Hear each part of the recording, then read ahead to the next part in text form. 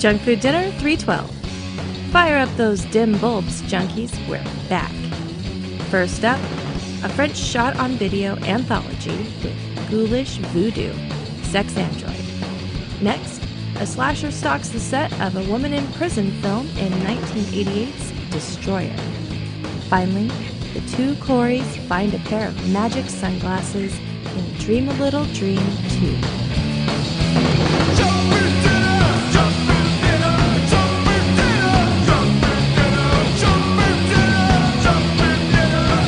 No cigarette, no seance.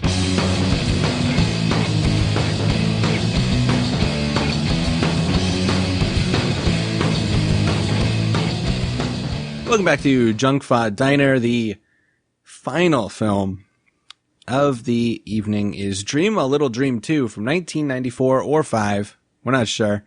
Directed by James Lemmo, who also did Relentless 3, Tripwire, We're Talking Serious Money, and other films you've never heard of. Well, actually, yeah, he was the cinematographer for a lot of cool movies like Miss 45, Mad Men, Vigilante, Fear City, Maniac Cop. So he was. Yeah, he cut his teeth in the cinematography game. Actually working on some legit films. Well, look at you, IMDb Moss. I know. I'm just looking right at it. Well, yeah, so all right. Maybe a mixed bag here with this guy. The film stars, of course, Corey Feldman and Corey Haim together again, back at it. Does it star Haim, though? Co-starring Corey Haim.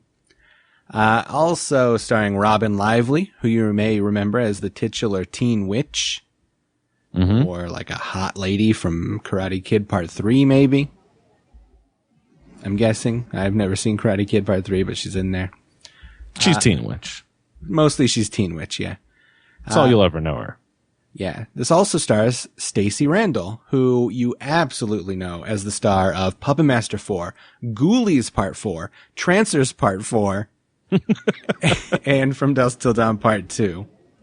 Oh, man. She's talking to Phil Fondacaro. Yeah, she definitely has been hanging out with Phil Fondacaro. So this movie picks up a few years after Dream a Little Dream 1. Corey Feldman and Corey Haim, who play Bobby and Dinger, respectively, are now living in California. They moved there from Cleveland, Ohio, they say in this one. So maybe retconning and setting the first one in Ohio, which is cool. They're living in California. Dinger, who is Corey Haim, works at a condom store called Condomania. Because that was a thing. Do you guys remember this? That was a real thing. Really? I don't remember them. No, I remember it because they opened one in Boston. I think they were based out of Boston originally, and it was like one of those things where in the 90s, like, oh, condoms, this is risque, and like it was like a big news story. Like, and all they sold was condoms? All they sold were condoms and like condom-themed products. Like you could get like a coffee mug that the handle was shaped like a condom and shit like that. Oh, it was like Spencer's Gifts with less selection. But I remember it was like a big cultural thing. So we'll get into my thoughts on the movie as a whole. But to see that one sequence, I was actually kind of hyped because I was like, oh, I remember this thing. This was a weird thing that happened in Boston for some reason. Yeah, we can blame TLC for that. Yeah. They're wearing all those condoms on their eyes and stuff. I blame them for a lot of things. Yeah. Yeah, I don't remember there being actual condom stores, but it definitely seemed like a thing that was real. Like, in the early 90s, people were, like, real into condoms, both because, like, they had to be, because AIDS was just invented by the government, and also because, yeah, like, TLC made them, like, fashionable. Like, they were, like, kind of cool at the time. Yeah. So, yeah, it seemed like a real thing. It's like a place where they'd have the characters on Real World work for a summer or something. Absolutely. Yeah. Corey Feldman plays Bobby. He works next door to the Condomania store at a sunglass shop. And how weird is that? Like, they live together in literally beds that are feet away from each other, and then they just happen to get jobs a couple doors down. Like, did one of them like kind of settle on a career they didn't really want just so that they could work at a place that was a couple doors down from the other one? I mean, they're really like inseparable twin idiots in this. Well, maybe. I mean, Corey Feldman's working at the sunglass store, and he talks about wanting to like take it over at one point. Like, he's like, Like, there's a scene early on in the movie that sets up that Corey Feldman is now, like, a huge yuppie rather than the rebellious teen he was in the first one. Yeah, and get this, Corey Haim is a hippie now. The original Odd Couple. Yeah. But, like, that kind of never really goes anywhere. Like, I was, like, expecting, like, this movie to be about how stuffy Corey Feldman is and, like, how he learns that, like, there's more to life than just money. But, no, you don't get that. Like, there's just one scene where he's reading the money page in USA Today, and then that's about it. That's all they do with that thread. Yeah. At the breakfast table, so that's how you know that he's serious about money. Yeah, absolutely. Reading the money page in the late afternoon means you're not serious, but if you're reading it during breakfast, then you're definitely a yuppie. Robyn Lively plays Corey Haim's sister, who was not in the first one for whatever reason, but here she is now. One day they are sent a couple of sunglasses, 2 pairs, and one of the sunglasses, like, say Corey Feldman puts one pair on, Corey Haim puts on the other. One of them is allowed to, like, mind control the other, basically. Mm-hmm. And that's how these glasses work. They were sent to them by the old man in part 1, I guess. Who we never see. Who we never see. And who they say is dead. I don't know. None of that makes sense. But so they got these glasses. Stacie Randall is coming after the glasses for reasons that are never really made clear. She's being followed by a guy who also wants the glasses for reasons that are never made clear. What their relationship is to each other, we don't really know. What their relationship is with the old guy from part 1, we're not sure. But they want the glasses.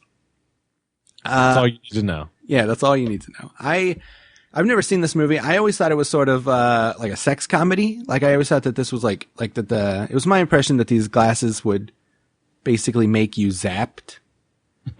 Yeah. You know? But because, like, all the, like, promotional stuff, like, all the covers are, like, real. It's like Corey Feldman and Corey Haim under a bed, and there's, like, a sexy lady on the bed, you know, kind of stuff. I think minimal amount of forceful sex in this film. Which is surprising for the time. Yeah. Yeah, that scene with them under the bed is in the movie, but in the movie, it's not Corey Haim, it's Robyn Lively, and that's maybe this movie's biggest flaw, I feel, is that early on in it, Corey Haim goes to jail. So this is a buddy movie with Corey Feldman and Robyn Lively, and Corey Haim's not even really in it. Which is a shame because I think he's the best part of this movie. Him being a hippie is kind of funny, I feel. He meets this biker dude in prison, and, like, they, like, kind of, like, meditate together, and it's kind of funny. And then there's also surprisingly little hijinks with the glasses. Like, I kind of figured, like, half this movie would be, like, them making people do, like, wacky shit. But it's not really that either. It's, like, just like a caper where, like, they're being chased by people with guns the whole time. There is one part where Corey Feldman is mind controlled into doing something, and right beforehand he says, "Don't make me do anything stupid." Guess what it is. Guess what he does. You'll never believe it. We'll give you a couple seconds, dear listener, to guess. Yes, he dresses up like Michael Jackson and sings and dances a song of his own recording. Yeah. Oh, wow. That was a huge surprise.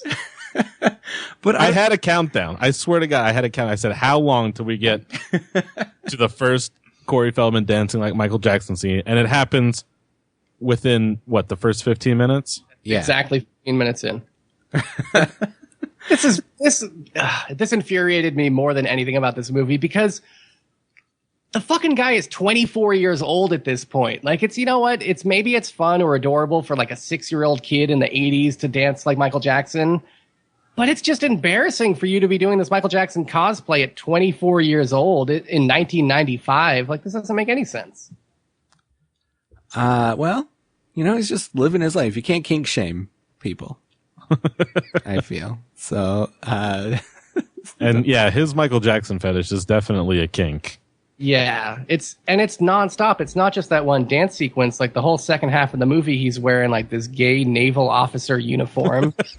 Yeah, that's got true. from Michael Jackson's closet. It's ridiculous.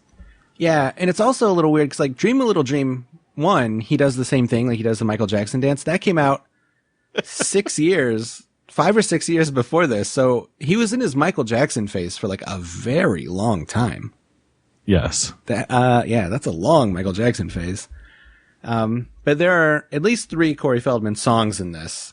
The opening theme, the ending theme, and this Michael Jackson song. He was one of the producers on the movie. So I'm thinking that that's how they got him to do the movie, is by promising him that they could use, like, that he could use a bunch of his songs in it.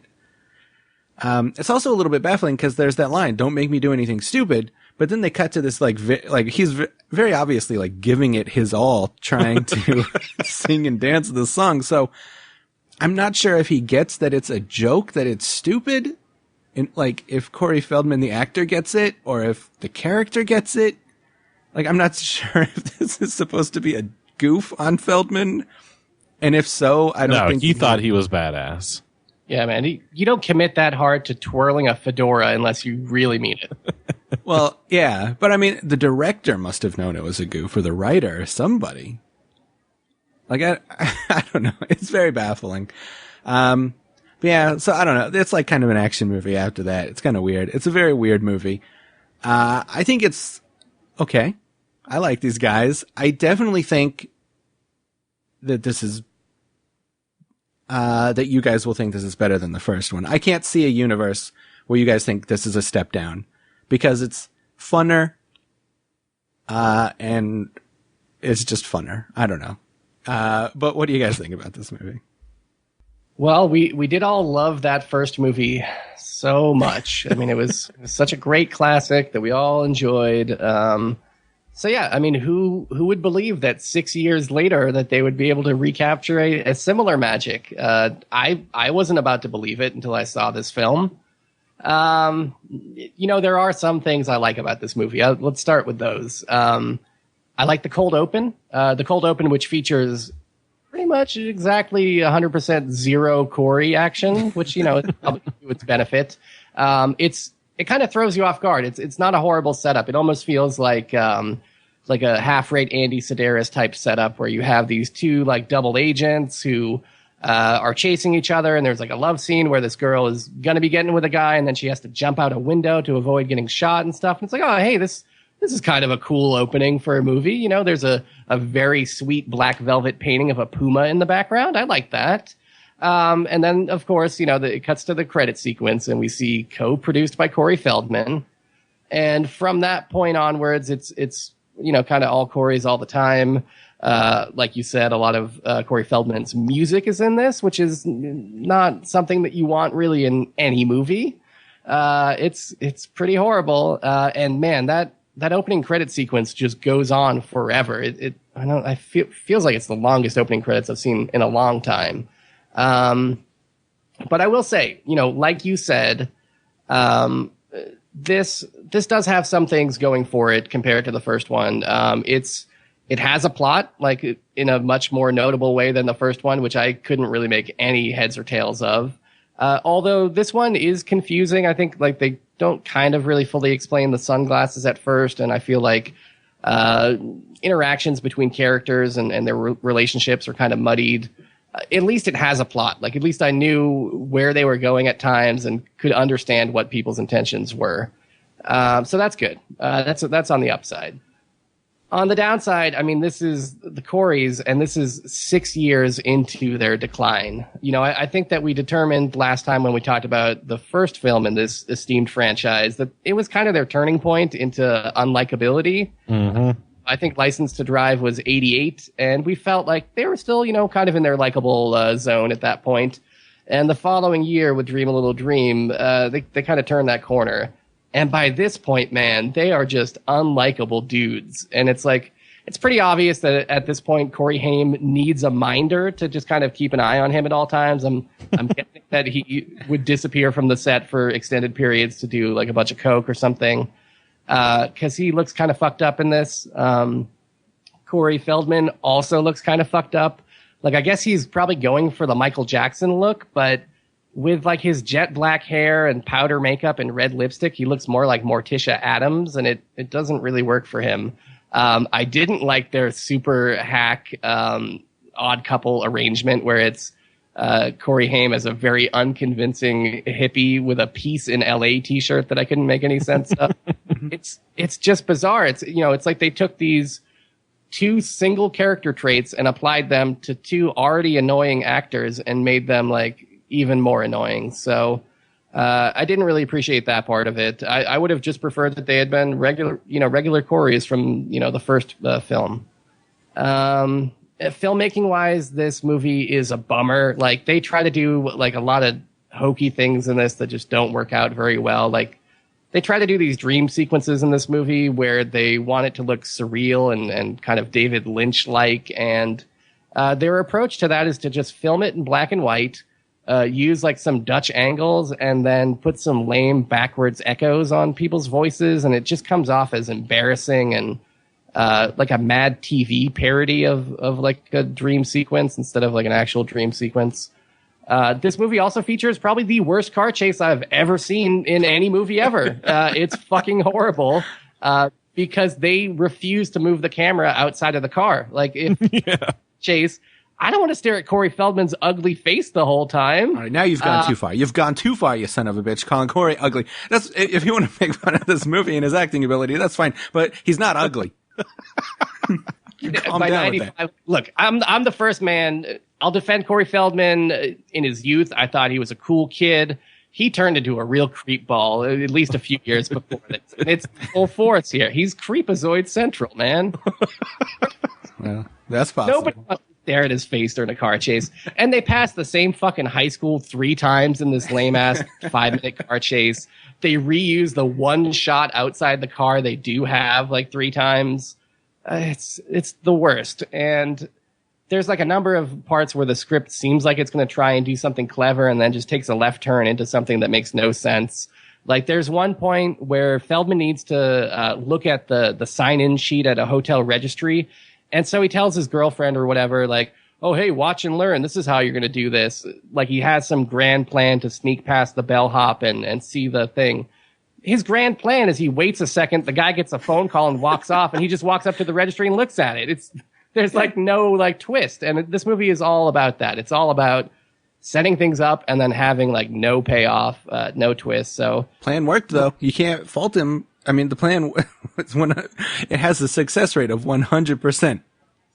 Yeah, but then he had to hide under the desk, and it's probably dirty down there. You ever been under a hotel room desk? It's not good. Yeah, Ken Lerner's in this. He's the brother of Michael Lerner. Those two guys have cool looking faces. So that's what else? There's a Green Day poster for Dookie in Feldman's bedroom, which was not so cool or surprising, but I thought it was kind of interesting that they had an Uncle Tupelo poster in his bedroom. I wouldn't really expect that. So yeah, and Flaming Lips. Flaming Lips, yeah. So that's kind of cool, kind of early for that. That one biker dude that meets up with Haim in the jail cell has a Bad to the Bone t-shirt that one of my uncles owned. So I thought that was, it was nice. It reminded me of simpler times. But pretty much everything about this is half-baked and subpar. This is in the peak period of Corey badness, although I don't think this is their worst movie. It's probably not their worst movie by a long shot. That said, it's still pretty bad. So I hated this. But what about you, Kevin? Wait, do you think it's better than the first one? It is better than the first one. Nice. Yeah, this has no choice but to be better than the first one, because the first one is one of the worst movies I've ever seen in my life. I think both Sean and I had it as the worst movie that we watched last year for Junk Food Dinner. And yeah, it's terrible. So the sequel, it had to be better. I was so scared though, because there was a very good chance that it could be worse, but it is better. It is better than the first one. I will give it that. But that means nothing.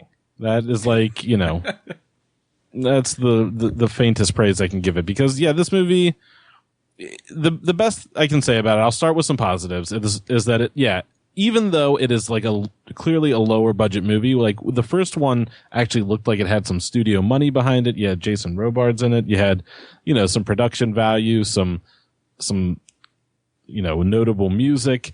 This one, it feels very much like a straight to video, straight to TV kind of feel, which I believe it was. I don't think this ever played in any theaters. But despite that, it does actually have kind of more like a light, fun tone about it. And like you said, even though a lot of this is super confusing, it does have a somewhat more, semblance of an actual story than the first one. So for that, it was a step up. Even the shitty like dream sequence stuff, one of my biggest complaints of the first one was it tried to be more than it was in terms of like it tried to have like this arty film, kind of thing to it where it just didn't need it. And these dream sequences definitely feel like that coming back again, where they're trying to be kind of arty and kind of, unique. And it doesn't seem as pretentious as the first one, because I guess just because the budget isn't behind it, it feels like they're, just trying to make it a little, off kilter and a little wacky. So it has a little bit of just kind of low budget charm to it, but it's still weak as hell. Like you guys mentioned, the fucking Corey Feldman music in this is just terrible. And, I agree with Sean. I mean, the turning point was Dream a Little Dream, when the Coreys went from likable to unlikable. And this is deep into their unlikable period. And it's an unlikable period where like you don't feel sorry for them quite yet. Cause there was a time when, they started to suck, but you didn't feel sorry for them because they're still making money. They're still being assholes. They were still just being annoying as hell. And, you were like, God damn these motherfuckers. And then eventually it got sad. The drug addiction really took over, and you could tell these were kind of like damaged kids that had really been fucked by their parents and, and stuff. So you started to feel bad for the Coreys, but this is before that. This is before you felt bad for them. This is when they were at their prime annoyingness. And, this movie suffers because of it. I mean, this definitely feels like something that, I would have been flipping through channels in 1996, come across, and I could totally see myself in, being 14, 15 years old and watching this. But now, yeah, it sucks. Corey Feldman dancing like Michael Jackson. What the fuck? Enough is enough. I do like Teen Witch. She's cool. She was a nice addition to this, and I think she made it extremely much more palatable, having her in there. Kind of like the other chick from the first one. She was, while she also kind of sucked, she provided at least a little bit of a ray of light in the murky sea of Coreys. Teen Witch does the same in this one. But other than that, I can't find much good to say about it. It's pretty much a bummer. But it's less of a bummer than the first one. So congratulations, Coreys. All right, success. I'm glad we're back on the uptick when it comes to Corey Feldman movies here. A very, very slight uptick. I think we'll be able Let me ask you guys this question. Would you be more inclined to rewatch Dream a Little Dream 2 or Sex Android?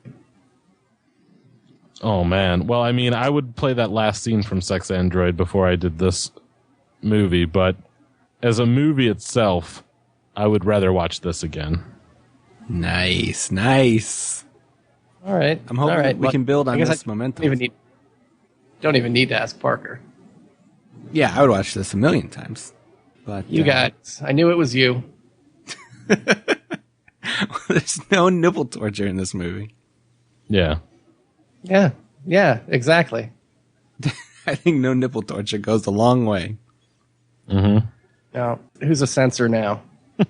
Well, I'm just very staunch in my religious beliefs.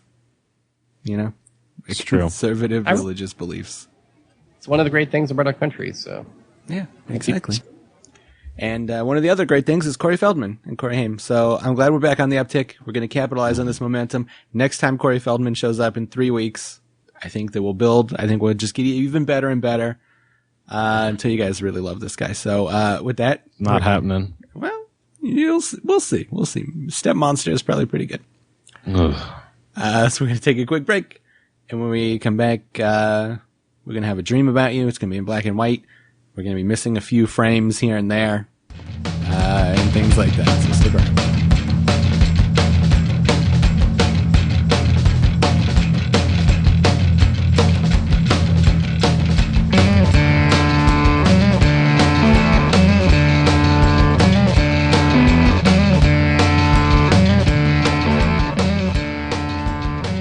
Thanks for visiting the JFD Video Store. We hope you enjoyed our burning hot takes on this week's selected movie. Check us out on iTunes or junkfooddinner.com for full episodes. The audio version contains 3 full-length reviews per week, topical news segments, and listener feedback. Great for long commutes, exercise, or surviving the impending apocalypse. Thanks to Chuck Linnington for the on-screen artwork. Email jfdpodcast@gmail.com or check us out on Facebook, Twitter, Instagram, Tumblr, or whatever else is going on. We're probably there and wanna hear from you. Until next time, keep washing them dishes.